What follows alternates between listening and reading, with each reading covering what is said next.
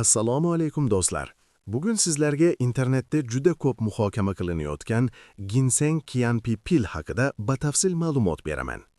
Bu mahsulot nimasi bilan mashhur, kimlar uchun mos va kimlar ehtiyot bo'lishi kerak, barchasini shu videoda gaplashamiz. Videoni oxirigacha ko'rishni unutmang. Ginseng Qianpi pil bu kapsula ko'rinishidagi biologik qo'shimcha hisoblanadi. U asosan ishtahani oshirish va vazn yig'ishga yordam berishi maqsadida ishlatiladi. Mahsulot tarkibida o'simliklardan olingan komponentlar borligi aytiladi. Shu sababli u ko'pchilik e'tiborini tortgan. Foydalanuvchilarning fikriga ko'ra, ginseng Qianpi pil ishtahani ochishga yordam berishi mumkin. Ovqatga qiziqish ortadi va kun davomida ko'proq ovqat yeyish holatlari kuzatiladi. Albatta, har bir odam organizmi har xil bo'lgani uchun ta'siri ham turlicha bo'lishi mumkin. Bu mahsulot asosan vazni kam bo'lgan va semirishni xohlaydigan odamlar orasida mashhur.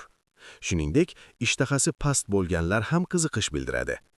Ammo shuni unutmaslik kerakki, har qanday qo'shimchani ishlatishdan oldin mutaxassis bilan maslahatlashish muhim.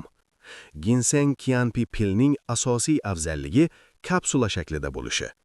Ichish qulay, hid yoki noqulay ta'mi yo'q.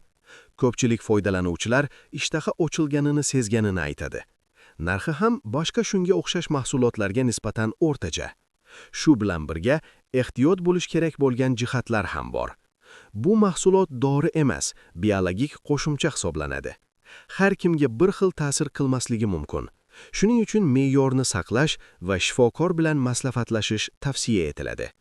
Xulosa qilib aytganda, ginseng Qianpi pil ko'pchilik uchun qiziqarli mahsulot bo'lishi mumkin, lekin uni ishlatish yoki ishlatmaslik har bir insonning shaxsiy qarori.